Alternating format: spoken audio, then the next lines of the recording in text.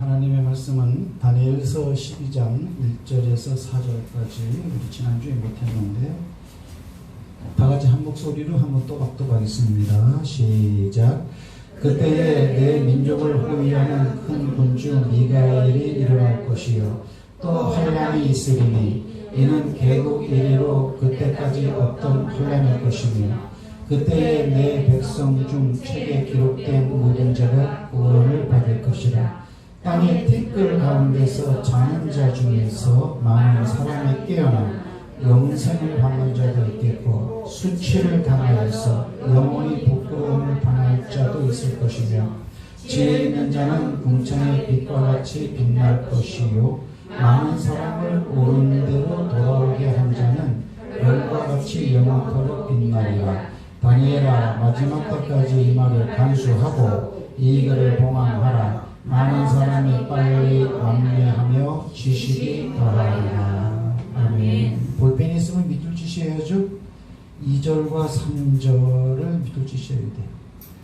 2절에 영생을 받는 자도 있고 영원히 부끄러움을 당할 자도 있고, 그렇죠? 그다음에 3절에 보면은 많은 사람을 옳은 대로 돌아오게 한 자는 별과 같이 영원토록 빛납니다. 하나님의 하신 말씀은 말씀대로 됩니다. 아멘. 그래서 저는 무슨 작업을 하느냐, 주일날 여러분을 영원토록 별처럼 빛나게 하기 위해서 여러분을 그 길을 인도하는 사람이에요. 아멘이십니까? 오늘이 이제 맥주 감사주일이잖아요, 그죠? 맥주는 말 그대로 보리를 갖다가 이렇게 이제 보리맥자니까 추수해서 하나님께 드리는 절기예요. 절기뿐만 아니고 모든 건 하나님께 이렇게 드리는 겁니다. 예배라는 것은 하나님께 이렇게 이제 드리는 거예요. 우리가 이제 예배를 할 때는 그러면 우리는 뭘 드리냐? 이제 헌금을 드리겠죠. 헌금을 드리기 전에는 마음을 드리고 중심을 드리고, 그런 주상적인 요소도 있지만은 실질적으로 보이는 물질도 드리는 것이 이제 굉장히 중요하죠.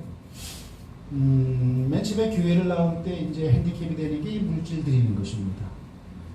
그 다음에 교회를 다니면서도 아직 믿음이 리얼하게 와닿지 않으면 이 물질의 문제는 계속 주판을 튀기게 되어 있습니다. 이렇게. 그래서 이렇게 내 수준에서 이렇게 타협을 해서 물질을 갖다가 하나님께 드리죠. 그렇죠? 이렇게. 근데 이제 그 선을 이제 올라서야 되죠, 사실은요. 왜? 하나님이 살아계시기 때문에. 하나님이 내 물질을 지금 받으신다라는 그 사실이 리얼하다면 사실은 많이 드리게 되어 있습니다. 우리가 마태복음 6장에 보면은 주님이 이렇게 말해요. 따라합시다. 너희를 위하여. 누구를 위하여? 너희를 위하여. 너희를 위하여 보물을 땅에 심어두지 마라. 거기는 종과 동록이 해하고 도적이 와서 그걸 뚫어가느니라. 이렇게. 근데 이제 많은 사람들이 그렇게 살아요. 나를 위해서 이 땅에다 심어요. 성경은 참 너희를 위하여 보물을 땅에다가 심지 마라. 땅에다가 심어 놓으면은 실제로 영적 도둑이 와서 많이 가져가요. 그걸로 이렇게 이득이 되는 요소도 있겠지만 그 말이 맞아요. 나를 위해서 한 일인데 전부 다. 나를 위해서, 내 가족을 위해서 하는 건데 돈이겠죠. 돈.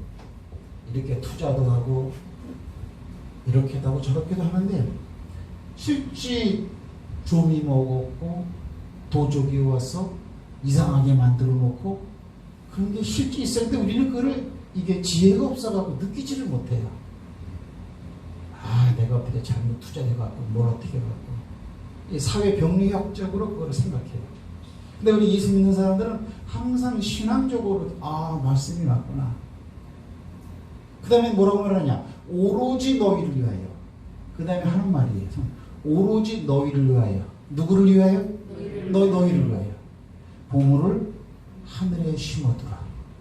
거기는 존도 없고 동록도 없고 도둑질도 없느니라. 마태복음 6장이에요. 거기 키워드가 뭐죠? 보물이 아니에요. 너희를 위하여. 우리가 이 땅에서 사는 거하고 똑같이 하늘나라 가면 삽니다. 그렇기 때문에 나를 위해서 살기를 원해요. 내가 잘 되기를 원해요. 하나님은. 내 입장에서는 내가 잘 되기를 원해요. 그러니까 잘 되는 방편으로서 잘 되기 위한 것을 이루는 상아탑을 쌓는 자리의 필드를 이 세상에서 두고 있다는 거죠. 많은 사람들은. 나는 뭐 이 땅에다가 많이 심었는데 아직 아무 이상 없는데요. 어쨌거나 마지막 때가 되면 다 없어져요. 그건 없어지면 말 그대로 없어지는 거예요. 이렇게. 저는 말씀을 믿습니다. 너희를 위하여 보물을 땅에 심어두지 말라. 오로지 너희를 위하여 보물을 하늘에 심어두라. 그래서 이렇게 하나님은 받으시기를 원하세요. 왜요? 하나님이 가난해서요? 아니에요. 마태복음 그 뒤에 나오는 말이 왜 그런 줄 아니? 보물이 있는 곳에 네 마음이 있기 때문에 그래. 하나님 우리 마음을 받기를 원하세요. 우리가 드리는 보물도요 하나님이 주신 거예요. 따지고 보면 하나님이 그렇게 복을 받을 수 있는 필드 위에서 하나님의 인도함과 축복으로 우리가 일구어 우리 것으로 만드는 것이죠. 내 것이라고는 없습니다. 여러분. 사회 병리학적으로는 이건 내 거고요, 이 집은 내 거고요, 이건 얼마짜리 내 거고요 이렇게 말할 수 있지만 하나님 앞에서는 엄밀히 내 거란 건 하나도 없습니다. 그런 마음 자세로 하나님께 나오는 걸 하나님은 기뻐하십니다. 그게 맞기 때문에 그렇죠. 그래서 오늘 특별히 맥주 감사주일이 뭐냐면 그냥 드리는 거예요. 특별하게 다른 게 있지 않아요. 뭐 천열매 그래갖고 부활의 천열매 예수 그리스도 영적으로는 그렇게 이제 설교가 나가고 그렇게도 제가 말씀을 드렸지만 일단은 뭐냐면 드리는 거예요. 예수님도 자기 몸을 하나님께 드린 것이고 드리는 겁니다. 이 구약에 보면은 응답에 대한 요소로 가장 빠른 게 뭔지 아세요? 드리는 거예요. 드리는 거. 예를 들면은 우리가 신앙에 대한 모든 부분을 아브라함을 이렇게 비추어서 보는 것은 가장 정확해요. 왜? 그 아브라함을 통해서 하나님이 하신 것이 마지막 때 그 후손인 우리에게도 동일하게 섭리해서 손길을 펼치시기 때문에.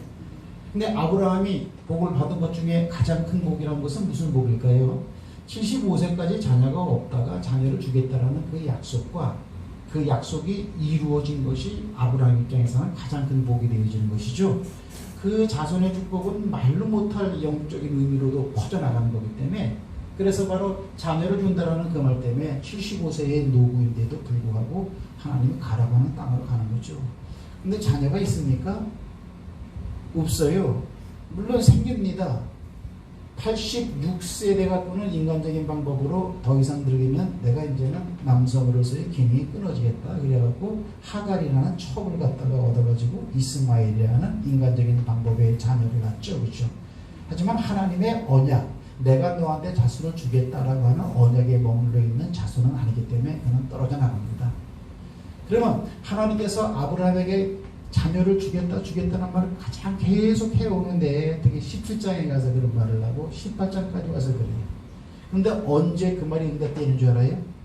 따라합시다. 아브라함이 드릴 때다. 드릴 때에 그 말이 끝나고 실상이 될 거예요.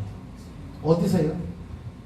마태복음 18장에 보면은 아브라함이 너 정오쯤에 있는데 웬 사람 세 사람이 쭉 두 사람이 걸어와. 우리 집에 들어와서 쉬세요. 벌써 아는 거예요. 벌써 이렇게. 아브라함은 믿음의 사람이다. 그러면 아브라함이 했던 행동을 잘 살펴보세요. 나하고는 틀리네. 그러면 아브라함을 그 부분은 닮아가야 돼요. 뭐예요? 아브라함은 사람 딱 보면 알아요. 이게 거지 새끼가 아니다. 그냥 나그네가 아니다. 중동 지역에 그냥 사막을 헤매는 뭐가 아니다. 어때요? 주여 내 집에 들어오십시오. 처음 보는 사람인데. 그리고 어떻게 해요? 뒷간으로 딱 가갖고 어떻게 합니까?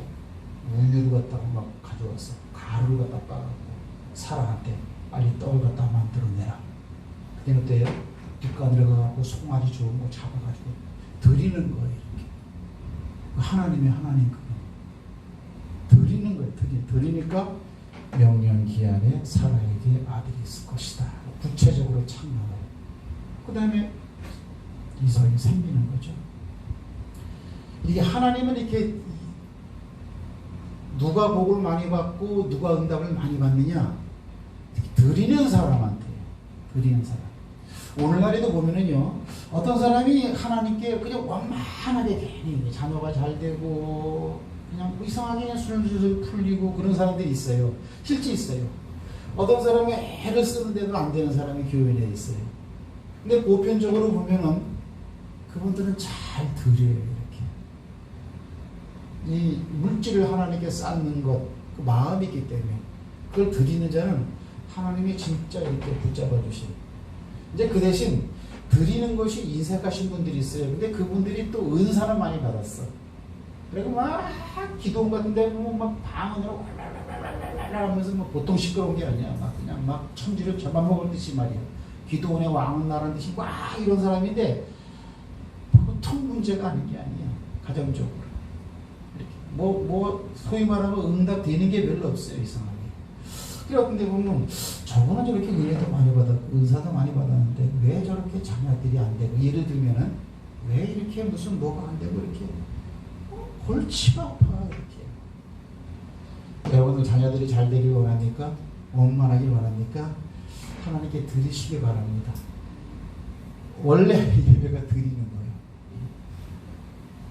드린다 하고 이렇게 말을 자꾸 하면은 이제 목사님들이 이제 하나님의 눈치를 안 보고 교인들의 눈치를 보면서 아이 교인들이 뒷말 나와 뒷담화 나와 이런 설교하는 거라고 안 하는데, 여러분 드려야 돼요. 성경은 어딜 봐도 다 드리는 거예요. 여러분. 물질 정도가 아니고 물질보다 더 중요한 자기의 삶, 몸뚱아리, 생명까지 하나님 드려버립니다. 이렇게. 그래서 이 드리는 사람은 엄청난 복을 받은 사람이고 은혜와 기쁨에 충만한 사람이죠. 왜? 그걸 드릴 수 있는 사람이니까. 여러분 드려보세요. 못 드리죠? 근데 드리는 사람들이 있잖아요. 그죠? 저도 그런 부분은 좀 시원찮지만, 그러면 얼마나 믿음에 확신이 생기고 하나님이 얼마나 찰떡같이 믿어지면 그렇게 할 수 있느냐고. 저는 그래서 요즘에요, 내가 어젯밤에 그런 생각을 해봤어요. 헌금을 내가 안 드리거든요. 우리 집사람이 다 드리거든요. 내 이름으로 드리는 것도 11조하고 감사헌금이나 그것도요, 나는 별로 내가 잘 안 써요. 나는 뭐 설교 준비한다 뭐 이렇게 하면 우리 집사람이 내 건 다 해. 그러고 혹시 내 손으로 드리지 않았다 그래서 하나님이 인분이 넌 드린 거 하나도 없어 또 혹시 그러면 어떡하지? 뭐 은근히 그런 생각도 들어요. 이렇게. 근데 하여튼 꾸준히 저는 드리는 마음으로 많이 심으시기 바랍니다. 땅 이거 많이 심었는데 얼마나 남아있죠? 40평생, 50평생, 60평생 살아왔는데. 그러나 하늘에 심은 건 그냥 있어요. 할렐루야. 따라합시다. 하나님께 잘 드리자. 잘 드리자. 그래서 그 드릴 수 있는 믿음. 내 주변에도 지금 전도 대상자가 있는데요. 그러니까 이것 때문에 못 나와. 이것 때문에 못 나와. 헌금 때문에. 이렇게. 그래서 그런 거 신경 쓰지 마. 와서 그냥 하나님 말씀 들어. 그래도 본인은 그게 먼저 걸리는 거야. 이렇게. 그래서 어때요? 호주머니가 프리한 사람들, 하나님 앞에 참 복받은 사람들입니다. 할렐루야. 왜 이렇게 말하느냐? 말씀이 그러니까. 오직 너희가 잘되길 원하느냐? 오직 너희를 위하여. 오로지 너희를 위하여. 오로지 너희를 위하여.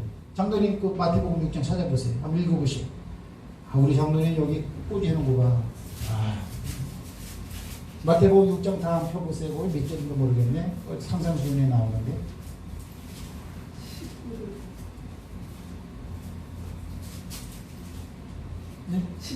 19절 다 같이 한번 읽어봅시다. 자, 오로지 너희를 위하여 뭐부터죠? 그 앞절부터 읽어보세요. 그 앞절부터. 자, 시작. 너희를 위하여 몸을 쌓아두지 말라. 거기는 종과 병을 위하며 도둑이 구멍을 뚫고 도둑질하느니라. 오직 너희를 위하여 보물을 하늘에 쌓으라. 거기는 조지나 동물이 해하지 못하며 도둑이 구멍을 뚫지도 못하고 도둑질도 못하느니라.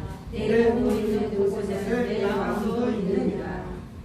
아멘. 할렐루야. 오로지 너희를 위하여. 하나님을 위하여가 아니고, 할렐루야. 교회를 위하여가 아니고, 목사를 위하여가 아니고, 너희를 위하여. 아멘. 하나님 참 멋있는 분이야. 저는 이 사실이 사실인 줄 믿습니다. 그다음에 이제 또 한 가지요. 나라를 위해서 여러분들 참 그 역사 의식이 있어야 됩니다. 우리 그 크리스찬들이 보통 보면 역사 의식이 트릭해요. 왜요? 하나님 천국 하면서 신앙적인 요소 쪽으로만 한쪽으로 치우쳐 갖고 현실적 역사 의식이 굉장히 없어요. 근데 성경을 바라보면은 이 역사 의식이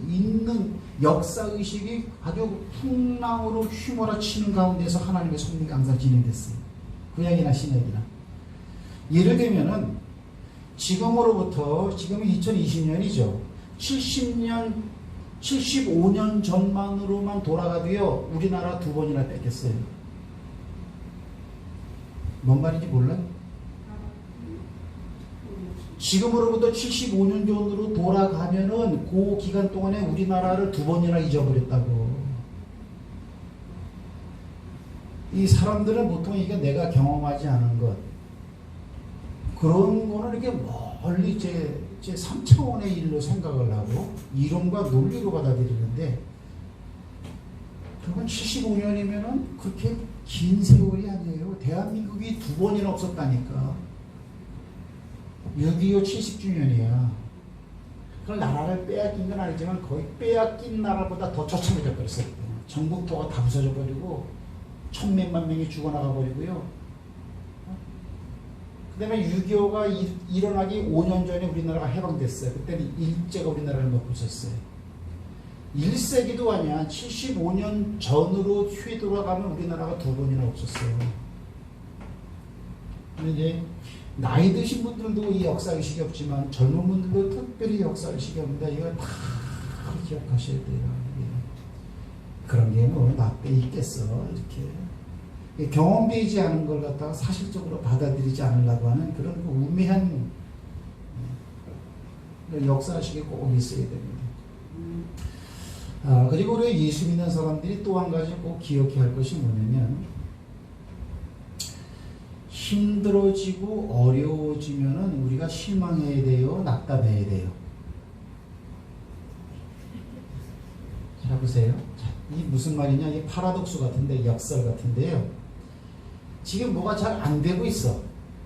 뭐가 분명히, 왜? 하나님의 말씀이라는 것을 기준으로 해서 볼 때에 이건 지금 잘못되고 있어. 그러면 우리는 좋아해야 돼요? 슬퍼해야 돼요? 두 가지를 다 해야 되겠죠. 그죠? 그러나 만약에 내가 원치 않는 어떤 죄악이 내 주변에 창궐하면 우리는 영적으로 기뻐하게 됩니다. 왜 그런지 아세요? 여러분들, 하나님께서 모세를 불러갖고 이스라엘 백성들을 가나안 땅으로 들여보내는 그 이유가 어디 있을까요? 가나안 땅으로 들어가는 거는 이스라엘 백성들 입장에서는 좋은 거죠. 그건 복 중에 복이란 말이에요. 이렇게. 근데 왜 그런 일이 생길 수 있었을까요? 예? 그것도 맞죠. 작년 말씀도 맞죠. 또요? 예? 그렇죠. 우리 김선자 사모님이 그 단톡방에 딱 글을 올려놨는데 다 받았더라. 그게 뭐냐면요, 너희가 의로워서도 아니고 너희가 잘나서도 아니고 뭐요? 가나안 땅의 원주민들이 악이 치솟았기 때문에 그런 일을 벌어진다고 했어요. 그러면 내 주변에 죄악이 창고라해지면은 한편으로는 우리가 볼 때는 그 마음 아픈 일이지만 또 한편으로는 뭐예요? 하나님이 일하실 때구나. 신명기 9장인가 나왔는데 신명기 9장을 한번 펴봅시다. 말씀 많이 보세요.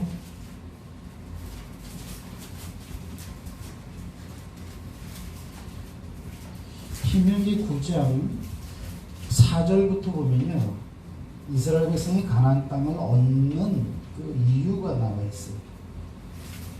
4절에 보면 내 하나님 여호와께서 그들을 내 앞에서 쫓아내신 후에, 원주민을 쫓았다라는 게 여기죠. 그럼 니들이 이제 그 땅을 차지한 다음에 스스로 니들은 이렇게 생각할 걸, 근데 그렇게 생각하지 말라라는 얘기인데, 후에 네가 심중에 이르기를 내 공의로움으로 말미암아 여호와께서 나를 이 땅으로 인도하여 드려서 그것을 차지하게 하셨다 해라 하지 말라. 하지 말라. 이 무슨 말이냐? 나는 하나님의 백성이니까 하나님 나를 인도하시고 하나님 우리를 사랑하시니까 우리를 이 땅으로 들여보내 주신 거야.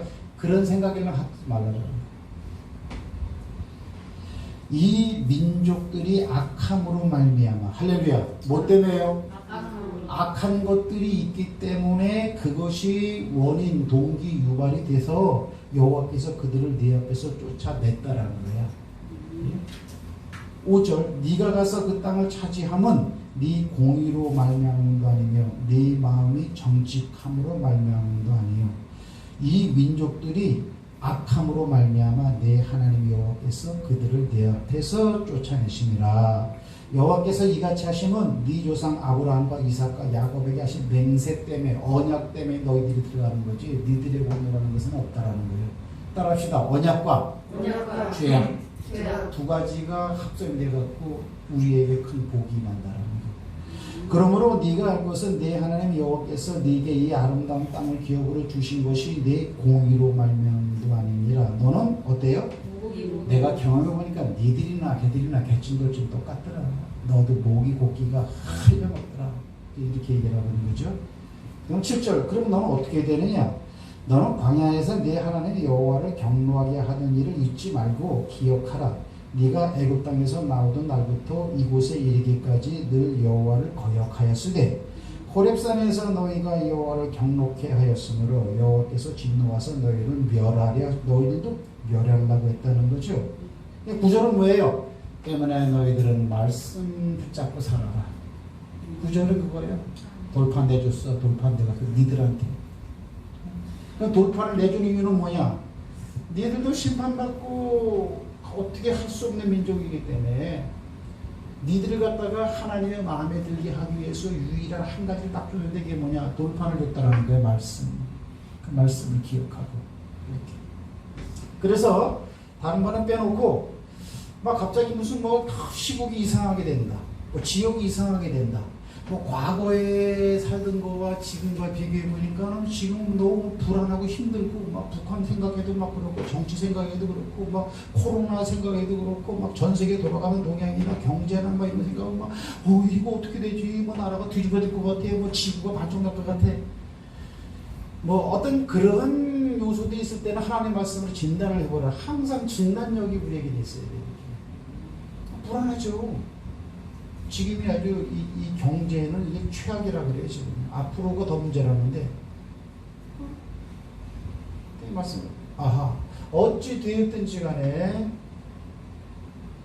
우리 크리스찬의 입장으로 바라볼 때는 하나님의 가치관에 맞지 않는 오늘날 전 세계의 동향이지만 이것은 바로 하나님이 나타날 때가 됐구나. 하나님이 일하실 때구나. 안악자손이 너무나 범죄가 컸기 때문에 내가 나타나가고 그들을 쫓았다라는 거예요. 그러면 가나안 땅 원주민이 순하고 착하고 그죠? 그러면 하나님이 손을 들댄다라는 거예요. 그래 이런 이중관을 가지고 우리가 세상을 바라볼 수 있는 눈이 있을 때. 아멘이십니까? 네. 그래 우선은 이 가나안 땅 민족의 죄악이 관영하기까지 이런 표현이 있어요. 옛날 우리 그 개혁 성경에 보면 관연이라는 게 뭐냐? 꽉 찰 때까지. 그 죄악이 꽉 차고 내가 꽉 내 토에 쳤다 이렇게 말하고 있는 것이죠. 이렇게. 그래서 우리는 의롭게 살려고 하는데 의롭게 살지 않는 내 주변을 바라보고 너무 마음 상해할 그게 없어요. 불쌍한 눈으로 바라봐야 돼. 그리고 복음을 이제 증거해야 됩니다. 할렐루야. 내가 오늘 중요한 거 몇 가지 말씀을 드린 거예요. 하나님은 드려야 됩니다. 그런 사람이 하나님이 특별히 마음을 써주십니다. 아브라함에 의했어요. 그 다음에 75년 기억해야 돼요. 너는 6개월 끝나고 3년 있다 태어났어요. 75년 바로 여기 있어요. 근데 그동안에 나라를 2번이나 잊어버렸대. 아직도 피비 안 하다. 근데 이게 역사예요. 그래서 어때? uncertain한 거예요. 히스토리. 역사는 어떻게 될지 모르는 거예요. 나라를 위해서 기도해야 되고 이렇게 해야 돼요. 자, 오늘 설교 제목은 뭐냐면요. 우리가 지금 종말론을 배운단 말이야. 그 종말이 돼요. 하나님이 이렇게 나타날 때는 노아의 홍수 때도 죄가 관영해버리니까 하나님이 나타나서 일을 한단 말이야. 아멘이십니까? 소돔과 고모라를 불로 유황불로 심판한 거는 그건 하나님이 하신 거야. 다른 말로 하나님이 나타난 거야. 왜? 죄가 꽉 찼기 때문에. 그 죄가 꽉 차면은 그 죄가 꽉 찬 환경 가운데 사는 롯은 마음이 상했다 그랬어. 저 의인의 마음이 심령이 상했다 그랬어. 싫을 수도 있다고. 하지만 다른 한편으로는 하나님이 나타나실 때야. 하나님이 일하실 때야. 이런 그 영적인 역사 시각관을 갖다가 우리가 꼭 가지고 이렇게 있어야 됩니다. 그래서 다른 거 아니면 가족도 빨리 구원시키고, 아멘. 아직도 가족들이 엄하게 이렇게 있으면은 지금 이게 그럴 때가 아니에요. 항상 우리가 자유롭게 할 수 있는 것이 아니고 때가 되면은 제재도 오게 돼 있고 막히게 돼 있다고 성경은 말하고 있습니다. 복음을 증거하실 때 빨리빨리 증거하는 게 굉장히 중요하다. 그리고 이 종말론에 제가 지금까지 쭉 말씀을 드렸는데 천년왕국까지 얘기를 했단 말이에요. 이렇게요. 그렇기 때문에 오늘날의 가치관이 저는 뭐냐면은 제가 우스갯소리를 그런 말을 했어요. 여러분 세상 것은 여러분들 필요한 거 있으세요? 여러분들 거 다 가지세요. 저는 속을 여러분 가지세요. 나는 천년왕국의 것을 가지겠습니다. 왜? 그것이 분명히 있는 나라기 때문에. 그 뒤에 천국은 말할 것도 없고. 따라합시다. 천년왕국이 안 믿어지면 천국은 절대 믿을 수 없다. 천년왕국에 비해서 이 천국은요, 비교 자체가 불가해요. 천년왕국하고 천국하고는. 이 천년왕국이 안 믿어지면요, 그 정도가요. 이건 거의 불가사예요. 천년이 천국이 믿어진다는 것은. 그래서 우리가 가치관이 오늘도 나왔지만 꼭 하나님 말씀 하늘나라의 소망을 둬라. 천년왕국도 어떤 면에서는 하늘나라의 속속에 있는 것이죠. 그러나 이 땅에서 이루어지는 것이기 때문에 천국은 아니다. 아니다. 종말론이야 이제. 그러면 지금 제가 이렇게 말씀을 드리는 것은 하나님에게 나타났어요. 그리고 일을 하시는데 그러니까 없애버리세요. 노아의 홍수 없애버리세요. 소돔과 고모라 이게 없애버리세요. 이렇게 없앱니다. 이게 역사관을 가지고 있어야 돼요. 그러니까 성경 말씀 믿자라는 게 아니고 그걸 역사의식으로 그걸 봐야 돼요. 왜? 역사 가운데 있었던 일이기 때문에. 이렇게 없애고 소멸시키시고 새로 이렇게 하셔요. 이렇게.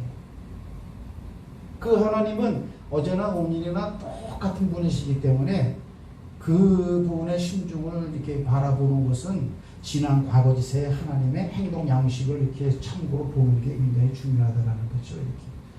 이제는 우리가 뭐 교회를 그냥 덜렁덜렁 다니고 예수 믿고 뭐 대충 그 정도가 아니고 우리가 분명히 가지고 있어야 돼. 왜? 역사관, 종말론이라는 개념에 대한 부류의 말씀을 여러분이 믿는다면 그런 의식을 이제 가지고 있어야 되는 거예요. 한쪽으로 도망가자 이 얘기 아니에요. 왜? 먼저 번에 말한 것처럼 종말론을 얘기하면 산으로 도망가 버려. 우리만 구원받을까? 따로 모여갖고 우리 여기서 뭐 구치거리 하자. 난리를 죽이고 이렇게.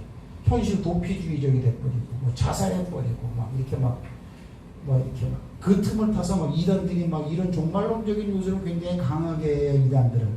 그러니까 뭐 재물 가지고 있으면 뭐하냐 이렇게 뭐 재물 다 갖춰라 하고 하나님이 곧 오는데 말이야. 이렇게 하나님이 올 때 네 재산 재물 그대로 많이 가지고 있으면 성경 말 어떻게 하겠느냐. 그거는 맞는 말이야. 뭐 그러니까 이게 성경을 포괄적으로 모르는 사람은 그 이단적인 요소의 설교가 굉장히 재밌어요. 들어본 적이 없기 때문에 생소하지만.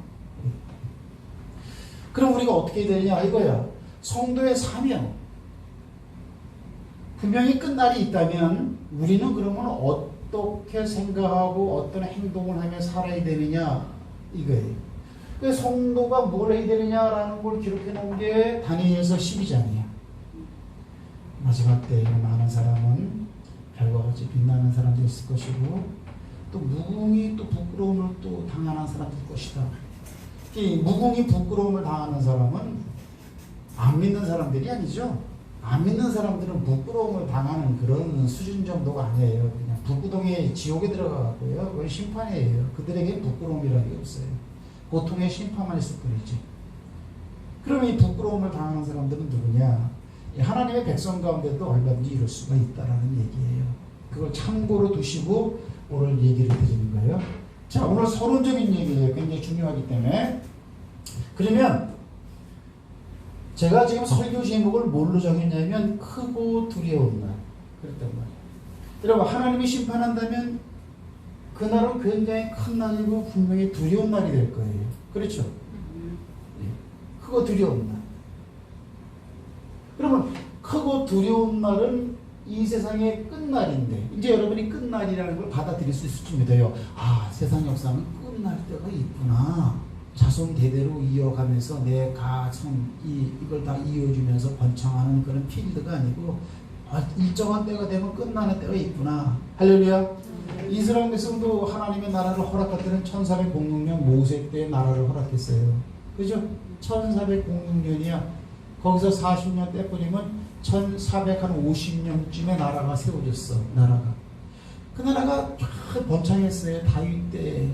대단했어요, 여러분들. 그러나 어때요? 580년에 망했어요. 왜 그래요? 죄악에 관영할 때 하나님 나타나셔요. 끊어 이렇게. 그리고 하나님 나라의 역사는요, 하나님이 나타나갖고 끊어버립니다. 이렇게. 대충 뭐 훈계하는 정도가 아니고, 교육하는 정도가 아니고, 휘초리 밑에 때리는 게 아니고요, 이렇게 없이 버리시면. 이렇게. 그런 것이 구약에는 계속 반복되어 왔다. 신약에는 아직 한 번도 없었다, 그럴 때가. 근데 신약은 한 번 있는데 그것이 구약의 이론의 현상의 10개, 100개를 포함한 것보다 더 큰 날이다. 그게 주님의 재림의 날이다. 이렇게 말하고 있는 거예요. 이렇게. 이런 그 역사의식을 가지고 우리가 이제 있어야 되는데, 그러면, 아니, 이거 주님 오면 끝나는데, 뭐 이제 끝났네. 뭐 이제 뭐. 그거 우리의 사명이냐, 그것이. 이게 이제 중요하다라는 그런 얘기죠. 이렇게요. 자, 봅시다.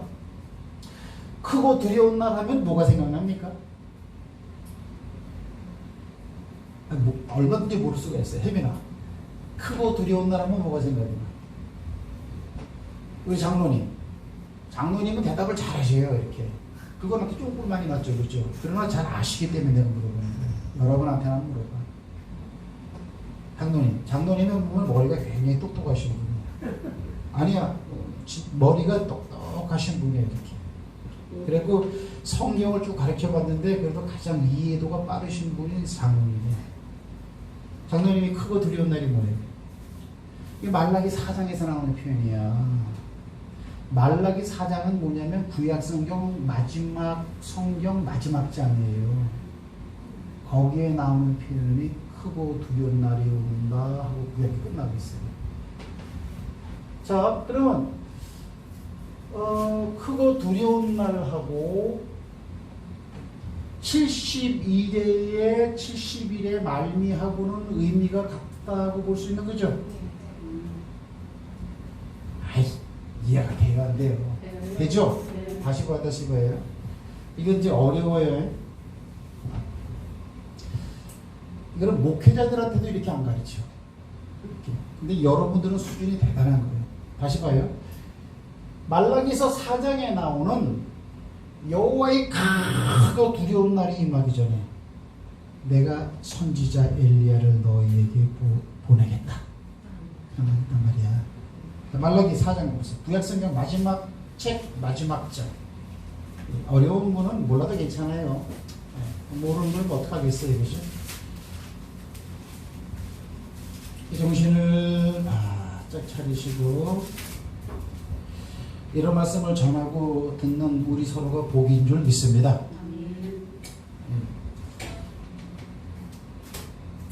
거기 4장에 보면은 1절에 보면 만군의 여호와가 이르노라 한번 읽어봅시다. 시작. 만군의 여호와가 이르노라 오라 용광로 불같은 날이 이르니 교만한 자와 악을 행하는 자는 다 지푸라기 같을 것이라 그 이르는 날에 그들을 살라 그 뿌리와 가지를 남기지 아니할 것이되. 자, 1절은 뭐예요?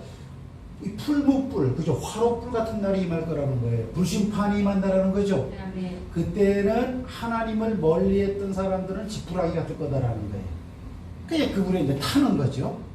근데 지푸라기만 타는 것이 아니고 줄기하고 땅 속에 묻혀 있는 뿌리까지 싹 타버린대. 그러니까 아주 근본적인 심판이 돼버리는 거예요. 우리가 그 산뿌리 나물 있잖아요. 위에 산이 나무가 이렇게 줄기 타도 뿌리는 남아 있어가지고 비가 한 번 오면 또 새순이 나오잖아, 그죠? 아프리카 같은 데 그렇더라고 이렇게. 근데 여기는 뭐냐면 검부럭지만 타는 게 아니고 검부럭지를 만들어 놨던 줄기하고 줄기에 근본되는 땅 속에 있는 뿌리까지 아주 샥 완전 심판이야. 이건 심판의 날을 말하는 거예요. 이게 누구예요? 그 사람이 어떤 사람들이에요? 교만한 자와 악을 행하는 자란 말이야. 그러니까 하나님을 모르는 자들을 이제 말하는 거죠. 이런 날에 이건 예언이죠. 있었다가 아니고 앞으로 있을 거라는 미래지향적으로 말하고 있잖아. 이렇게 그런 거예요. 그러면 여기서 보라, 극렬한 풀무불 같은 날이 이를 것이다. 그 주님의 재림 때 하나님의 마지막 때 이 땅을 불로 심판하세요. 맨 처음에는 노아의 홍수 물로 심판했는데 전에는 물로 심판했지만 내가 나중에는 불로 심판하겠다라고 베드로서에서 말을 하고 있단 말이죠. 똑같은 얘기예요. 풀무불. 장로님, 불 중에 가장 뜨거운 불이 무슨 불이에요? 금방 읽고도 몰라. 이 풀무불이 최고 뜨거워요. 이거 그냥 쇠를 갖다가 녹이려고 하는 거기 때문에 불도 성냥불이나 가스불보다 이 풀무불이 최고 뜨거운데 풀무불 같은 그런 날이 이를 것이다라는 거예요. 그게 이제 대심판의 그 말인데 안 믿는 사람이 이렇게 되는 거예요. 그러면 크고 풀무불 같은 그런 날과 비교해서 교차적으로 표현하고 있는 용어가 또 나타나. 그게 뭐예요? 4장에. 자, 4절부터 한번 다 같이 읽습니다. 시작. 너희는 내가 호렙에서, 호렙이라는 것은 신의 산을 호렙산이라고 그래요. 신의 산이라고도 하고 호렙산이라고 한단 말이야. 너희는 내가 호렙에서 온 이스라엘을 위하여 내 종 모세에게 명한 법, 곧 율례와 법도를 기억하라. 그러니까 이건 구약 성경에 이스라엘 백성들만을 위한 거예요. 오늘날 우리를 위한 말이기도 해요. 까마득한 그 신의 광야 때의 한 사건이 아니라는 걸 기억하래요. 그 다음에 5절 시작. 오라 여호와의 크고 두려운 날이 이르기 전에. 그러니까 그러면 어떤 날이 이르기 전에? 풀무불 같은 날이 이르기 전에 이런 말이죠. 그러니까 크고 두려운 날이나 오늘 제목으로는 제가 삼지 않았지만 풀무불 같은 날은 같은 날로 봐야 되는 거죠. 근데 이게 풀무불 같은 날, 크고 두려운 날이 임하기 전에 내가 선지자 엘리야를 보내겠다라는 거야. 그렇단 말이야, 그죠? 자, 이제 있습니다. 5절부터 시작. 보라, 여호와의 크고 두려운 날이 이르기 전에 내가 선지 엘리야를 너에게 보내리니 그가 아비의 마음을 자녀에게로 돌이키게 하고 자녀들의 마음을 그들의 아비에게로 돌이키게 하리라. 돌이키지 아니하면 두렵건대 내가 와서 저기로 그 땅을 칠까 하노라. 아멘. 자, 여호와의 크고 두려운 날이 임하기 전에 선지자 엘리야가 온다라는 거예요. 여러분, 엘리야는 언제적 선지자예요? 아합 왕 때 선지자라는 말이에요. 갈멜산에서 아합과 신앙대결을 벌여갖고 어때요? 불의 응답을 받았던 갈멜산의 하나님, 그죠? 그 주인공이야. 그럼 지금 말라기 4장의 입장에서 보면은 엘리야는 죽었어요? 살아있는 사람이에요?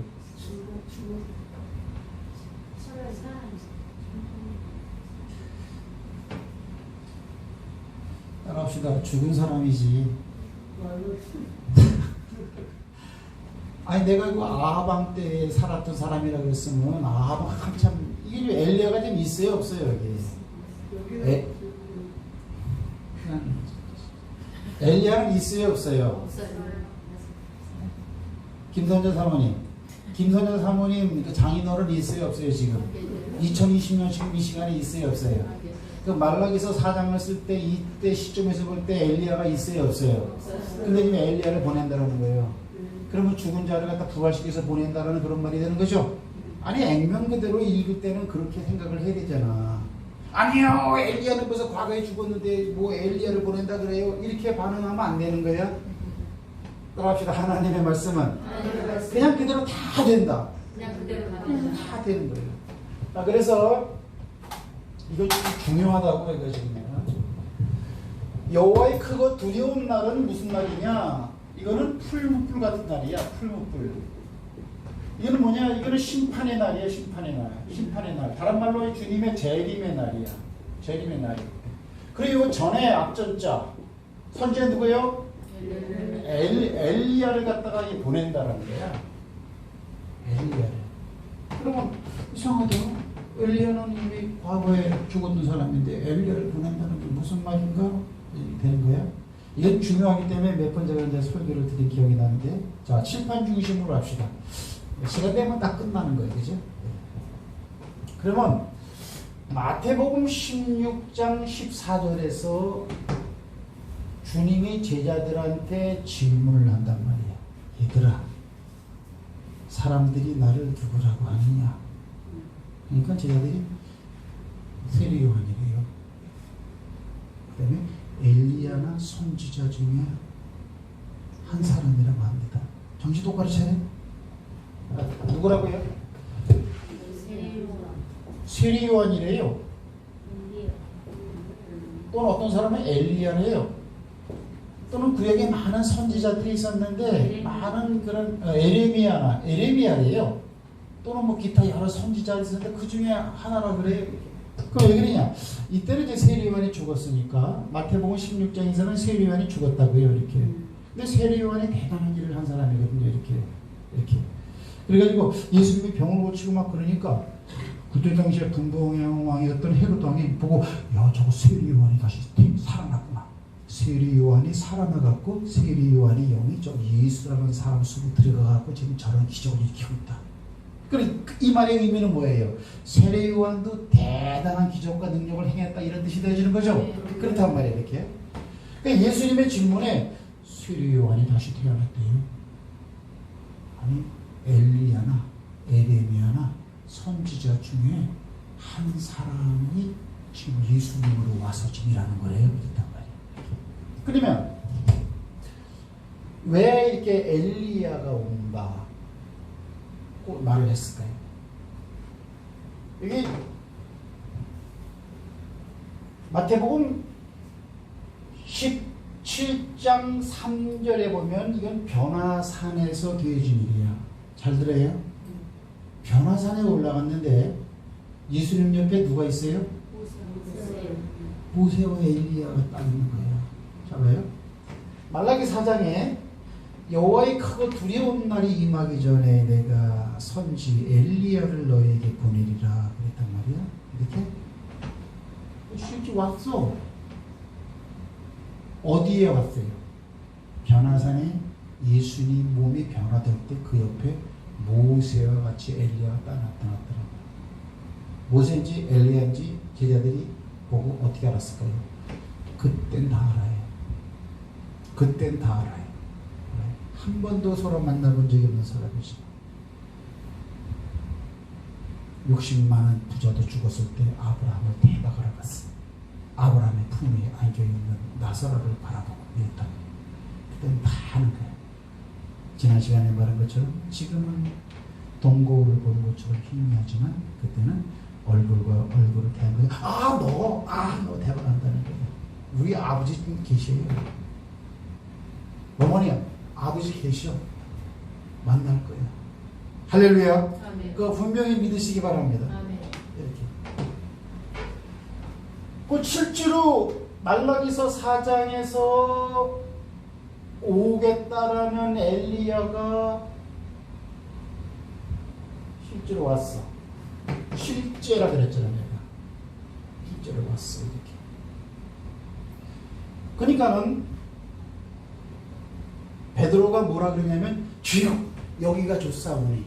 왜? 구약 성경의 마지막 예언이 지금 이루어진 현장이다 이거야. 말라기서에 지금 온다라는 그분이 지금 왔는데 여기처럼 거룩한 성지가 어디 있겠으며 여기처럼 위대하고 말씀이 완벽하게 이루어진 하나님의 뜻이 똘똘똘 뭉쳐진 엑기스 자리가 바로 여기다 이거야. 그러니까 여기가 도대체 안 내려간다 이거야. 초막 달고 엘리야를 위해서도 하나 짓고 모세를 위해서도 하나 줄 테니까 주님을 위해서도 하나 줄 테니까 여기서 삽시다. 여기는 이제 하나나라가 이루어진 것입니다. 이래 된 거야 이게. 초막셋이 그런 의미가 있는 거예요. 그러니까 예수님이 뭐라고 했냐면 너희가 지금 본 것을 아무한테도 이르지 말라. 따라합시다. 예수님은 동문서답하신다. 그 제자들이 그러면 그렇지 하면 막장구를 딱 쳐주면 참 좋을 텐데 주님은 이렇게 지금 본 것을 절대 말하지 말라. 그냥 못 볼 적 해라 이거예요. 그럼 본 것은 아무것도 아니에요. 잘 보세요. 본 것은 별로 중요한 게 아니야 그런 건. 근데 말한 거는 중요할까 중요하지 않을까? 깊이 들어가요? 자요. 너희가 본 것을 아무한테도 이르지 말라고 예수님이 찬물을 딱 끼얹었단 말이에요. 그러면 모세와 엘리야가 예수님과 나타났다가 휘리릭 하고 그냥 사라지는 걸로 끝났어요? 장로님 그랬어요? 아니요. 누가복음에 보면은 그들이 서로 예수님과 대화를 나눴어요. 그 대화 내용이 뭔 줄 알아요? 모세가 그러는 거예요. 예수님, 내가 그렇게 예수님을 위해서 살고 내가 참 BC 주님 오시기 1400년 전에 이 땅에 하나님 보냈을 때 우리 예수님을 위해서 내가 그렇게 얘기를 많이 하고 예수님 때문에 구원을 받는다고 예수님 한 분만이 보더라고 그렇게 내가 얘기를 했었는데 그런 주인공과 같이 있으니까 참 내가 너무 감격명합니다. 이렇게 말하는 거예요.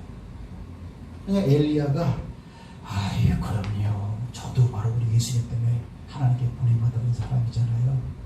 그러나 예수님 말씀에 기억나는 것처럼 예수님이 십자가 지셔야죠. 그 십자가를 져야 이게 다 완성되는 거니까요. 힘을 내서 그런 얘기를 하더라고요. 누가복음의 표현대로 말하자면 예수님이 고난을 받고 십자가에서 별세할 것을 이야기하네. 그럼 모세는 누구를 위해서 하나님께 보냄받은 사람이야? 예수 믿으라는 거야. 구약도 예수야. 구약도 예수야. 지금 이스라엘 백성들은 여호와 하나님이라는 문자적인 그분을 바라보고 있죠. 하지만 그들이 그렇게 붙잡고 있는 구약 율법의 근간이 되는 두 뼈대는 누구요? 모세하고 엘리야야. 근데 모세와 엘리야가 실제로 나타나갖고는 어때요? 예수님 얘기만 하는 거야.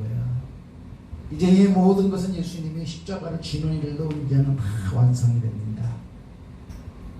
여기까지 이해가 됐으면 아멘. 아멘.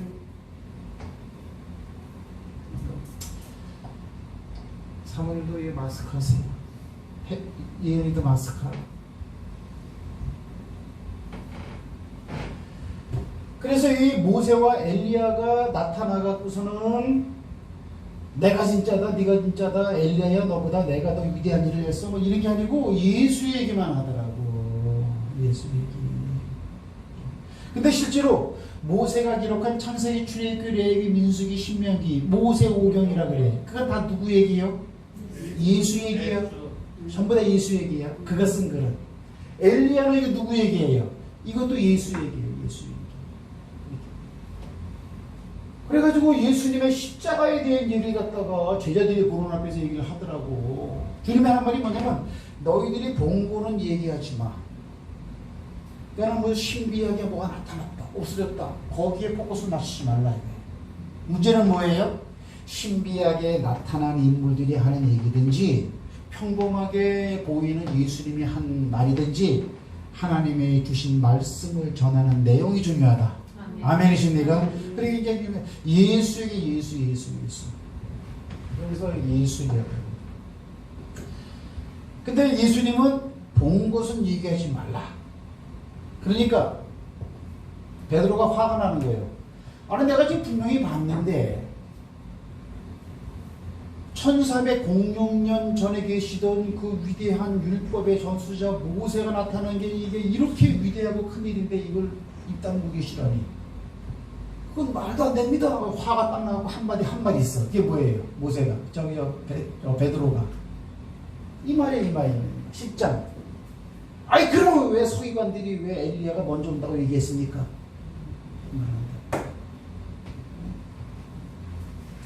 마태복음 17장 가보세요.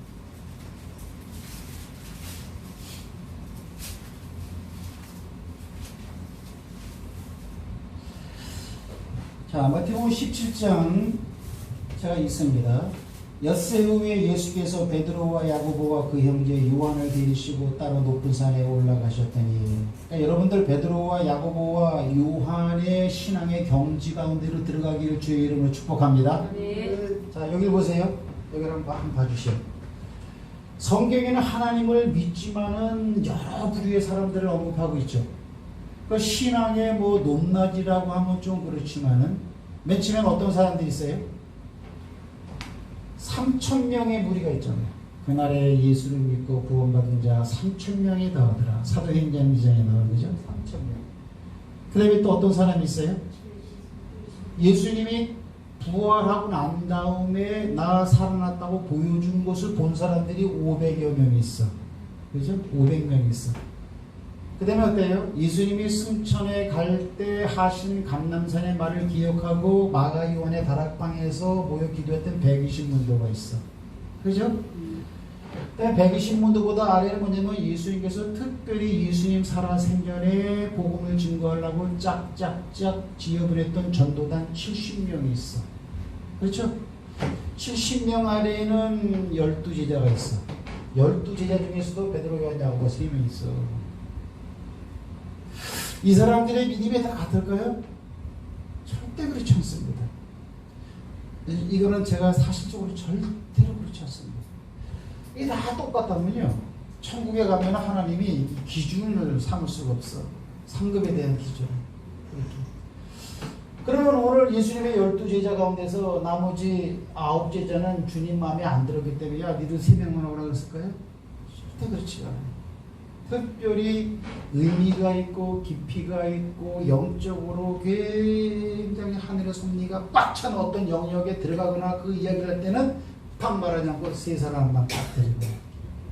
이 변화산에는 베드로, 요한, 야고보 3사람만 데리고 올라가는 거예요. 제가 하는 얘기야. 여러분들 영적 베드로, 요한, 야고보가 되시길 그 경지까지 올라가길 주의 이름으로 축복합니다. 여러분. 이 사람들은 다 따라합시다. 다 천국 간다. 그러나 같진 않다.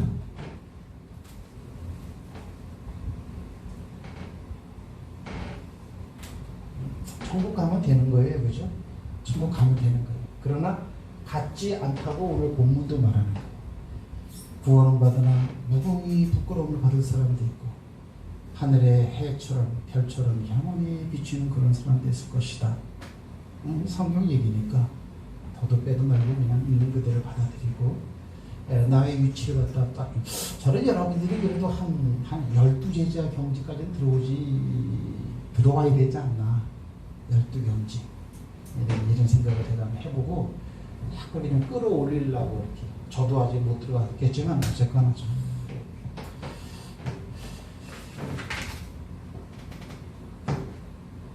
자, 있습니다. 2절 시작. 저 옆에서 변형되사 그 얼굴이 해같이 빛나며 옷의 빛과 같이 희어졌더라.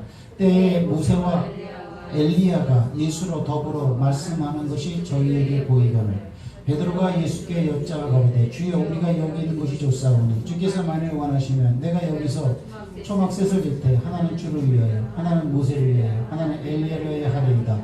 말할 때에 후련히 빛난 구름이 저희를 덮으며 구름 속에서 소리가 나서 가로되 이는 내 사랑하는 아들이요 내 기뻐하는 자니 너희는 저의 말은 예수 말이죠. 그러니까 모세 말 듣지 말고 엘리야 말 들 필요 없고 예수 말만 들으면 모세 말 듣고 엘리야 말 들은 격이 된다는 거예요. 6절 제자들이 듣고 엎드려 심히 두려워하니 예수께서 나와 저희에게 손을 대시며 가라사대 일어나 두려워 말라 하신대 제자들이 눈을 들고 보매 오직 예수 외에는 아무도 없고 그러면 모세와 엘리야는 예수를 위해서 존재했던 사람이라는 거예요. 실상 노른자 위에 예수만 있는 거예요. 저희가 산에서 내려올 때 예수께서 명하시 가라사대 인자가 죽은 자 가운데서 살아나기 전에는 본 것을 아무에게도 이르지 말라 하시니 저들이 묻자 거리되 그러면 어찌하여 서기관들이 엘리야가 먼저 와야 하니까 하나이까. 예수께서 대답하여 가라사대 엘리야가 과연 먼저 와서 모든 일을 회복하리라. 내가 너에게 말하노니 엘리야가 이미 왔으되 사람들이 알지 못하고 임의로 대화했도다. 인자도 이와 같이 그들에게 고난을 받으리라 하시니 그제야 제자들이 예수의 말씀하신 것이 새 요한인 줄 깨달으니라. 아멘. 네. 자 보세요. 오늘 여기까지만 하고 마칩니다. 뭐예요? 아니 그러면 서기관들이 왜 엘리야가 먼저 와야 한다고 말합니까? 이 서기관들은 이거는 하나님의 말씀을 보고 예언하는 사람들 아닙니까? 그러면 서기관들은 왜 엘리야가 왜 오게끔 돼 있다고 말하는 이유가 뭡니까? 말라기서를 알고 있기 때문에 그래요. 그들은 서기관이고 말라기 구약 말씀을 알고 있기 때문에 어때요? 크고 이런 어려운 날이 오기 전에 선지자를 엘리야를 막 써 있으니까 엘리야가 와야 됩니다. 그럼 이런 말을 서기관들이 왜 해요? 지금의 71회 가운데 지금 69일이 지나갔다고 이해하세요? 아멘. 이해하시오? 아멘. 69일회가 지나갔다고 지금. 이제 마지막 한 일회만 붙으면 끝이야. 끝날이야. 그러니까 이제 엘리야가 올 때가 됐다고 막 얘기하는 거야. 그러나 우리를 얘기하는 거야. 예수님께서는 꼭 69일회와 한 일회 사이는 어때요? 2000년이라는 이방인의 구원의 시대를 갖다가 연장시켜놨다. 아멘이십니까? 아멘. 하지만 이거를 유대인들은 못 받아들이지를 않는 거야. 그러니까 엘리야가 이제 온다. 왜 그들이 계산하니까 69일회가 딱 갔어. 7일이면 숫자적으로 7년이야. 7년 대환란은 말 그대로 7년입니다. 그 7년이.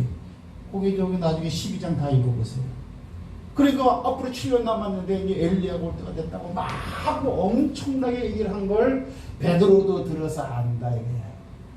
그리고 그 말대로 왔는데 왜 주님은 왜 아무것도 말하지 말라고 합니까? 예수님이 뭐라 그러냐? 지금 내 옆에 서 있었던 그 엘리야가 아니야. 엘리야는 따로 왔었어 그러는 거야 예수님이. 이게 누굽니까? 엘리야가 벌써 왔어. 근데 몇 년 전에 헤롯 왕이 죽여버렸잖아. 니들이 막 임의대로 막 그냥 대했잖아. 그러니까 얼마 전에 임의대로 대해서 죽여버린 사람 세리요한? 세리요한이 엘리야로 왔어? 그렇게 되는 거예요? 아멘이십니까? 여기까지 하겠습니다. 잘 기억하고 있어야 돼요.